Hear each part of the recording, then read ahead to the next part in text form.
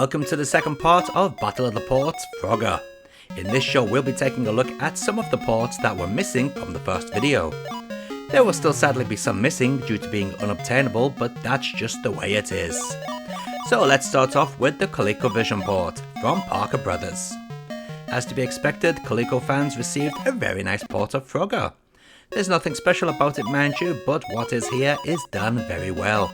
I especially love the face of Frogger when he gets ran over by a car. That did make me chuckle.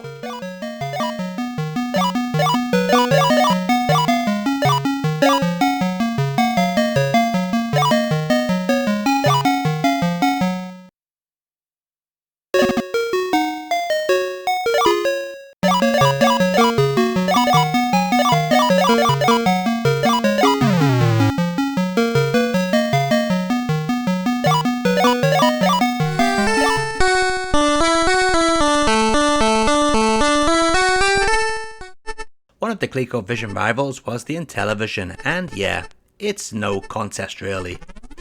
Not only does the Intellivision look and sound worse, which is to be expected, it also plays poorly. The controls feel very chunky, as well as having a laggy feel to them. The game is still playable, but do you really want to play a version of Frogger with clunky, laggy controls?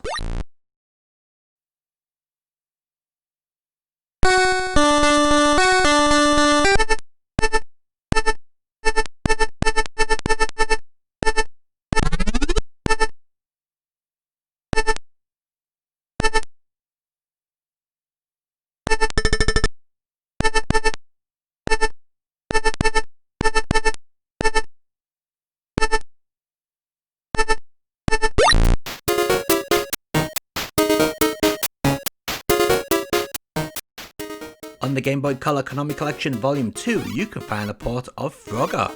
This port is supposedly by Konami, but I'm not sure about that. The game feels off somehow due to the dubious collision detection. P, a scenario character, also makes an appearance once your frog makes it to his little cave. I mean, that sprite doesn't just look like P, it is P. Take a look.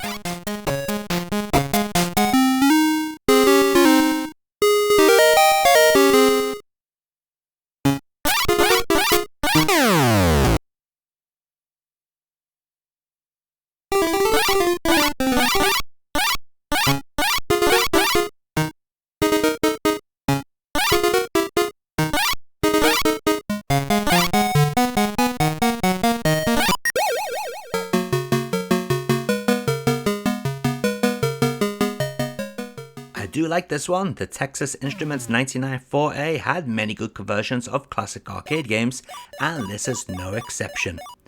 I feel the graphics are well defined for the system, and it also sounds very much like the arcade game. A great port that every TI 99.4A owner should have.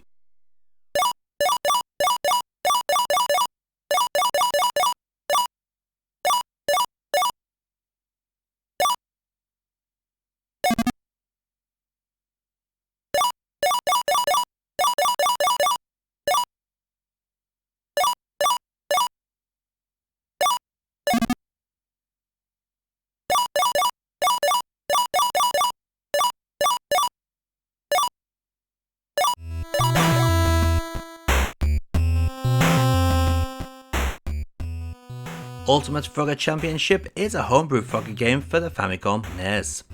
There isn't a ROM of the final game on the net, and that's fine as we should support homebrew developers, but there is a demo version which is playable via HTML5 plugins.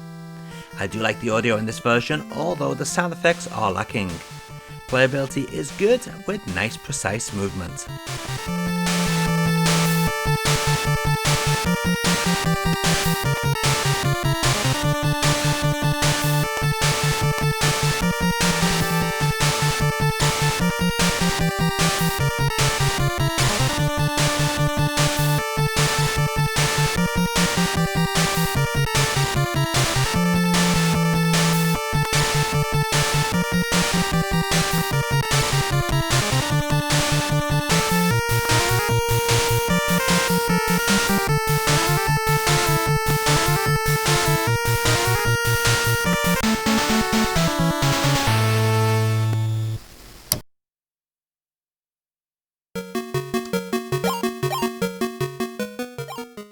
Do you remember the awful BBC micro port featured in the first show by ANF Software?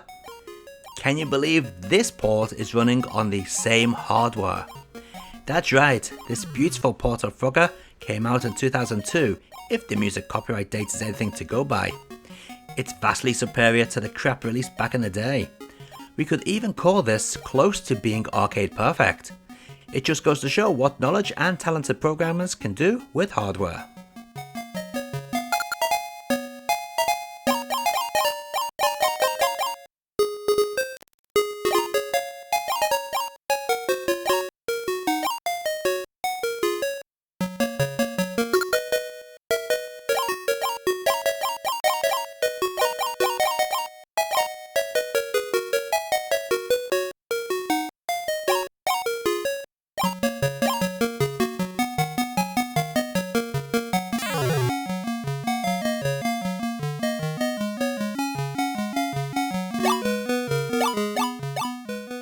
In 2016, the Commodore 64 got a much better version of Frogger than it originally got thanks to Digital Monastery.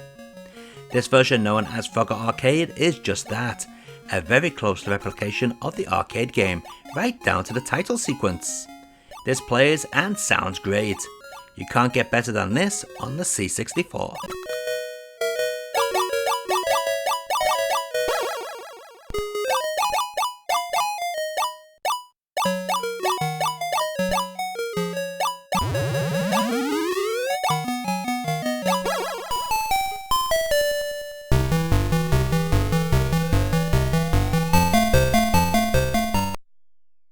This is Frogger for the Amstrad CPC by Denisoft, developed in 1992.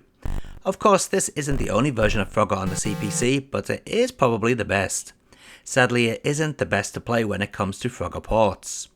The way Frogger moves is more free-roaming than the block-by-block controls of the original. This means it's rather tricky to avoid falling into the water, as you seem to just overjudge your place on the map. This is a shame because I think this port of Frogger looks really nice.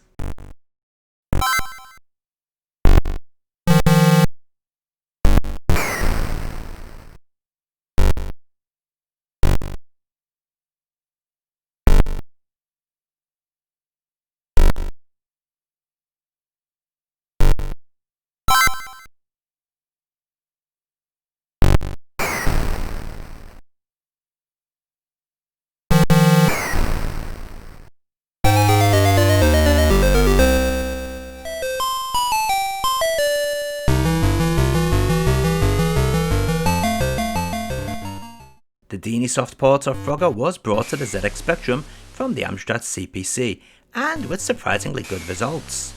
The game now runs faster and has a larger playing window. The controls are still free roaming, but now feel a little tighter. Maybe this is due to the extra speed.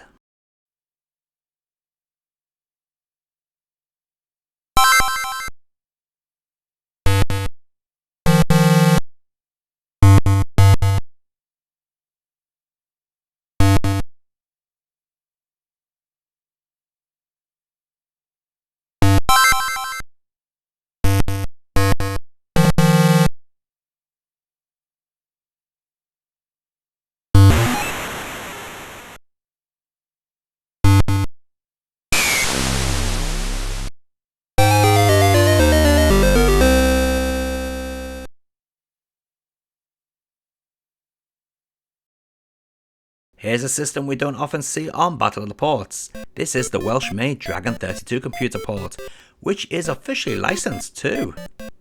What we have here is a very good version of Frogger. Yeah, Frogger looks more like a pond skater and the turtles look like tanks, but it's still a good version to play. Check it out if you're interested in obscure 8-bit microcomputers.